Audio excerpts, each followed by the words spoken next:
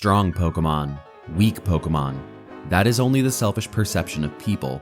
Truly skilled trainers should try to win with their favorites.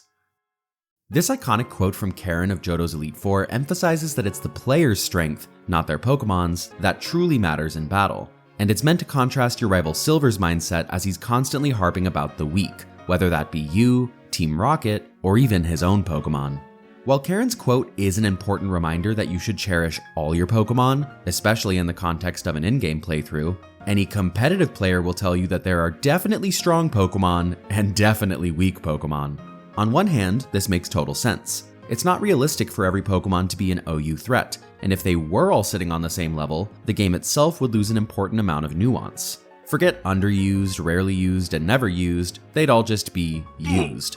On the other hand, almost any fan of an underwhelming Pokemon would tell you, it'd be nice if they were just a bit more competitively viable.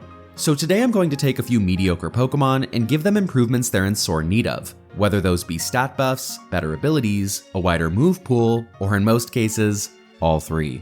Before we jump in, let me know what Pokemon you think are in sore need of an upgrade down below, as I might end up using your suggestions for a follow-up video. As for how I chose Pokemon for this video, I asked my channel members what Pokemon they'd most like to see, and they suggested some good ones. Speaking of which, apologies for the shameless plug, but I do have a channel membership if you're interested. You get early access to new videos, plus a fun little Shepsky badge and some custom emotes, but much more importantly than any of that, it's a voluntary way to support me and the channel. If you want to show your love and become a member, thank you. If not, no worries. Oliver and I love you just the same.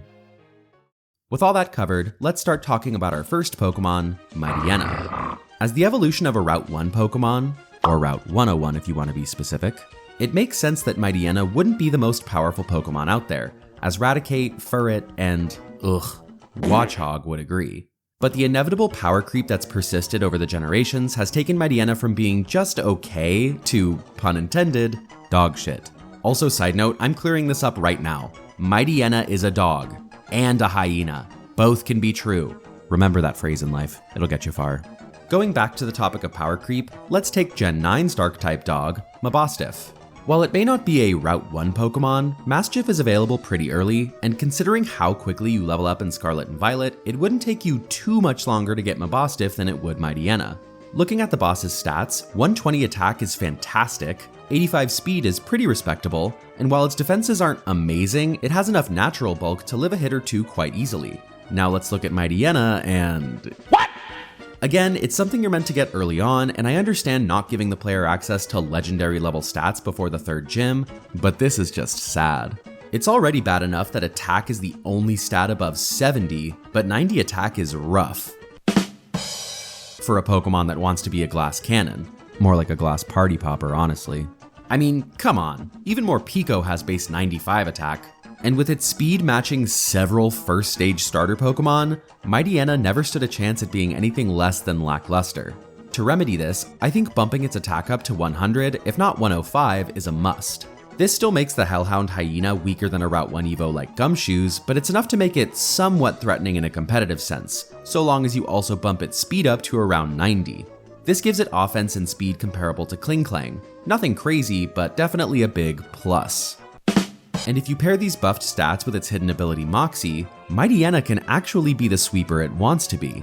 Probably. Speaking of abilities, I think it's in sore need of a new one. Moxie and Intimidate are both very appropriate, but Quick Feet has always felt a bit out of place to me. Even more so now that the move Trailblaze exists. So instead, I think it should have Strong Jaw. For one, it's literally called the Bite Pokemon, but two, it already gets every move boosted by Strong Jaw, outside of Vicious Rend, Hyper Fang, and Jaw Lock. But if I'm being real, I see no reason why it shouldn't get the latter two moves anyways, especially Jaw Lock.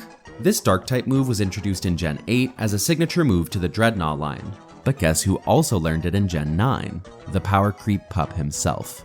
It may not be any stronger than Crunch, but the added utility of keeping the opponent from switching out would really help out a weaker mon like Mightyena. Now if we really want to talk about moves this mon should have, I would start a rant about Knockoff, but even if it just keeps Crunch as its main stab paired with Strong Jaw, that's a little something to give it the edge it's been wanting for years. Even with all these improvements, Mightyena would still be a pretty average Pokemon in competitive, But with these stat buffs, its existing ability Moxie, and newly added access to Strongjaw to boost its myriad of biting moves, it would definitely carve out a nice niche in some of the lower tiers. And that's all it needs to be. I'm not trying to make some uber level threats here, I just want some subpar Pokemon to get the upgrades they need to make them more relevant competitively. Which is why I'm very excited to talk about this next Pokemon, Pyukumuku. One of the funniest little guys to come out of the Alola region, Pyukumuku's main gimmick is that it has no attacking moves. All the damage it can do comes in the form of moves like Counter, Mirror Coat, Pain Split, Bide, Toxic, or its signature ability, Innards Out. In addition, it has a list of other status moves it uses to aid in pulling off these strategies. But it's not a long list of status moves, which I think is part of the problem. I totally support the decision to make a Pokemon that doesn't deal direct damage, but that said, it's really hard to make Pyukumuku work in a competitive sense, and sometimes even in a playthrough, and I think it's in dire need of additional status moves to help make up for this handicap. But before we talk about those, I think it could use a buff in the stat department as well, specifically HP. I've said before that a low HP stat limits Pokemon with high defenses as they can't take that many hits as a result. A great example of this is Dusknoir. Its bulk may look appealing, but with a pitiful base 45 HP, it's a lot less defensive than it lets on. Quick story time, years ago in the middle of Gen 6 or 7, I participated in a draft league format and I picked up Dusknoir thinking it would be a nice bulky ghost type. And oh how wrong I was. Easily one of the most disappointing mons on my entire team. Going back to Pyukumuku, we're in a very similar situation while also dealing with the no attacks limitation.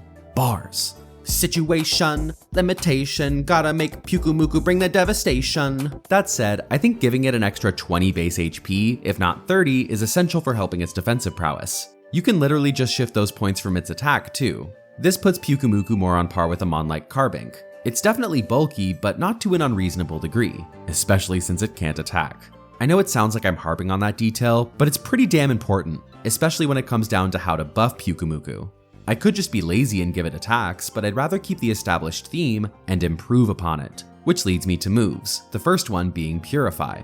This is Pyukumuku's signature move, where it cures the target status ailment and then heals itself by 50% of its max HP if it did cure the target. This move is ridiculously specific, and I think we can both simplify it and make it viable. Instead, it could cure the target status and heal the target by 50%, which makes perfect sense alongside its dex entry from Pokemon Moon, stating its mucus can be used to soothe sunburned skin. What a helpful little cucumber. This would make Pyukumuku much better suited for doubles, which is probably the format it wants to be in anyways, as it's typically a big momentum sink in singles. To go one step further into doubles, I think it'd be a great user of the move Follow Me. Not only would this pair well with Innards Out to potentially dish out some big damage, but it's already known for spitting its organs out into hands, so who's to say it can't make a little, actually, pointer finger.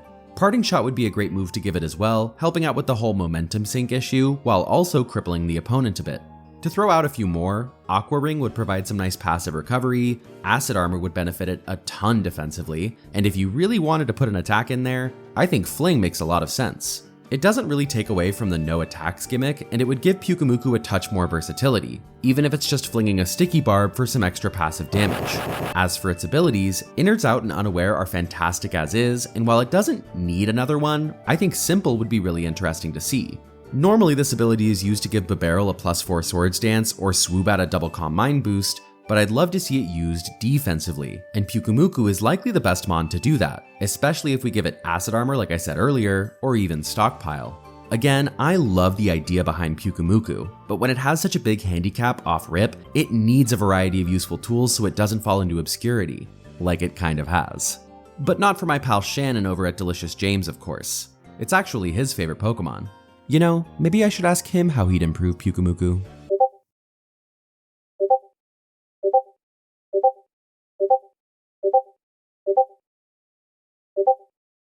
Next, we're going to talk about a newer addition to the Pokedex, being Dachsbun. Of every mon in the video, this little loaf is least in need of improvements, but I do have a few ideas to make it more well-rounded, like freshly baked sourdough. One thing I love about Dachsbun is how dialed in the whole bread theme is, most notably through the ability Well-Baked Body. If you're unaware, this gives Dachsbun a fire immunity and a +2 defense boost when it's hit by a fire move. Squinting past the whole it's a Pokemon, not actual bread WTF mindset, this ability was a clever way to incorporate its design into its function. The same goes for its other ability, Aroma Veil, because who doesn't love a good whiff of whole wheat? This is where the theming kind of stops, and I think Game Freak could have added even more to this Brioche Boys theming while also making it better in the process. For starters, I think Dachsbun should have the ability Fluffy. This makes the user take half damage from contact moves at the trade-off of being weak to fire. I know that's extremely counterintuitive to Well-Baked Body, but let's all be real, you can definitely burn bread. And while Fluffy typically refers to the Pokemon's fur, I think Dachsbun's bread-like body being fluffy makes perfect sense. So not only is this another layer to the joke, it would make for an interesting dynamic and competitive. Should I use a fire move in case it's running Fluffy for general bulk, or is that what they want me to think so they can get the defense boost from Well-Baked Body? This would make Dachsbun similar to Bronzong, where it's either immune to ground moves through Levitate, or hit neutral by fire moves because of Heatproof. It's these kinds of mind games I think Pokemon needs more of, as it emphasizes the importance of team building and predicting, which are two things I happen to value quite highly. Switching over to moves, this is where I think Dachsbun could use a few extra tools to make it more viable. If it gets Aroma Veil as an ability, why not give it Aroma Therapy as well? It already fills a cleric role as a wish passer, so adding in status removal would be a nice step in that direction. Speaking of wish passing, while this is a great tool in its arsenal, I think it should also get access to a reliable healing move, like Slack Off. Look, if I was made of bread, I'd be loafing around a lot of the time myself. In fact, maybe instead of Slack Off, we can just give it a new move called Loaf Around, because why not? Just to be clear, that was another bread joke, not a Scooby-Doo reference. Last on the topic of moves, I think there's one Dachsbun really shouldn't have. Rain Dance. Who in the f*** wants soggy bread? Switching over to stats, I think the Ciabatta canine is pretty well set up, although its HP is quite low for a wish passer. Even bumping this up to 70 or 75 would be a solid change. And maybe we should take away a bit of its speed. It's hard to believe a dog with those legs could be that fast. Actually, how fast are dachshunds? 20 miles an hour? Oliver can't even run that fast. I mean, to be fair, that's because Oliver is just a bit lazy, but damn. Maybe we should increase its speed if anything. Dachsbun doesn't need many changes as it's already a decent mon, but it's a great example of how a few alterations can make a big difference in how well a Pokemon does in its competitive role. Gotta give some love to man's bread's friend. That might be my worst joke to date. I'm stoked to talk about this next Pokemon as it's likely the most in need of buffs of anything in the video, Carnivine. Aside from being a beloved anime presence, Carnivine has next to nothing going for it. Base 100 attack is solid, but with mediocre defenses and a terrible speed stat, it's really hard for Carnivine to make good use of its attack. Plus, its only ability is Levitate, which isn't really useful on a grass type, and it doesn't get any notable moves to set it apart. It's the definition of mediocre, which is probably why we haven't seen it in a mainline game since Gen 7, aside from BDSP and Legends Arceus. The first adjustment we need to make is definitely in stats. While I can understand the vision behind making it a mixed attacker, with a mouth like that, which I immediately regret saying, Carnivine should clearly be a dedicated physical attacker, so I drop special attack a bit and bump physical up to base 115, putting it on par with Pokemon like Bramblegast and Cacturne. Side note, these two have way higher attack than I would have guessed. They out-offense Torterra and Meowscarada for Pete's sake. In addition to the attack buff, I think HP should be increased to base 90, just enough to where it's not easily one-shot. And lastly, just a little bit more speed to have it hit base 60. That may seem a bit arbitrary, as 60 really isn't much better, but it'll work well in conjunction with another buff I'm giving it, which brings me to abilities. Let's face facts, Levitate is useless. Yes, it's off the ground, but so are plenty of other Pokemon that don't have Levitate. So instead, I'd start by giving it Chlorophyll. While this is the stock standard grass type ability, it actually makes a lot of sense with Carnivine being based off of Venus Flytrap, as they're known to thrive in areas with a lot of sunlight. Alongside the new 115 attack, this would make Carnivine the strongest physical Chlorophyll user, and the second strongest user overall behind Exeggutor. In addition, I'd also give Carnivine the ability Strongjaw. This might be even more necessary here than it is for Mightyena. As my out-of-pocket comment earlier alluded to, this thing has a big-ass mouth, and I don't know if I've ever seen a Pokemon so deserving of Strongjaw not have Strongjaw. Seriously, man, it's like they did no research on what a Venus Flytrap is. The only move it currently has to make use of this is Crunch, so giving it Poison Fang, Psychic Fangs, and Hyper Fang would be a great call. My last ability idea is actually a completely new one. Since Carnivine is the bug catcher Pokemon, I thought it should have an ability named Carnivorous, which makes any attack used by Carnivine super effective on bug types, regardless of what type the move is. Just like the points I made with Dachsbun, this is a win-win. It not only has a new solid ability, but one that adds more to the lore of the Pokemon itself. Honestly, I wouldn't be surprised if we saw an ability similar to this in an upcoming generation. As for additional moves, I've already made mention of the few that would work alongside Strongjaw, but the really cool idea that was suggested was to give it Galarian Stunfisk's signature move, Snap Trap. If you're like me and didn't realize this move existed, Snap Trap is a 100% accurate grass-type trapping move that damages the target for 4 to 5 turns. I can't be mad that Carnivine doesn't have this, as again it hasn't been in a modern game to receive it yet, but by the time they do bring it back, if Carnivine doesn't have Snap Trap, we revolt. The same also goes for Trailblaze, but Snap Trap is the hill I'm going to die on. Thank you very much. Like I said, Carnivine is in desperate need of buffs, and I think this list of changes would actually make it a bit relevant. Not amazing, but relevant, and that's all any of us could ask for. The last Pokemon I'll be talking about was my pick, and it's one I feel a lot of people forget about, Claydol. The Claydol Pokemon, not kidding, that's what it's called, is one I've always been a fan of design-wise, as it just feels right. Do you know what I mean? Sometimes you just see a Pokemon design and go, oh yeah, that's a Pokemon. What the hell am I even saying? Unfortunately, design doesn't always translate to performance. My biggest issue is stats, because it's bulky, but not that bulky. It sits in a really weird speed tier, and it has worse offenses than Loudred. It just feels a bit confused, like it doesn't really know what it wants to be. Part of the issue with Claydol being defensive is that its typing doesn't lend itself well to this role, sporting 6 weaknesses, most of which are pretty common. So to give it a chance at being defensive, I'd bump its HP up to at least 80, as something of its stature definitely should have, and defense up to 110 or even 115. I'd also buff both attacking stats to 80 or 85 so it's not as weak, and to balance this out, maybe drop speed to about 60. On their own, none of these adjustments are too crazy, but being able to take hits better and deal more damage will go a long way for this giant dreidel, especially if we give it a new ability. Levitate is fine to keep around as an option, but with the copious amount of eyes on its head, how could I not give it No Guard? It doesn't have much to make use of this ability as it stands now, but give it Meteor Beam, Focus Blast, and best of all, Hypnosis, and now we're cooking. With No Guard as a more offensive ability, I think Claydol would benefit from something to aid its defensive prowess, and what better option than Regenerator? I think this ability makes perfect sense for an ancient psychic clay figure to have, and would help offset the struggle of having 6 weaknesses quite nicely.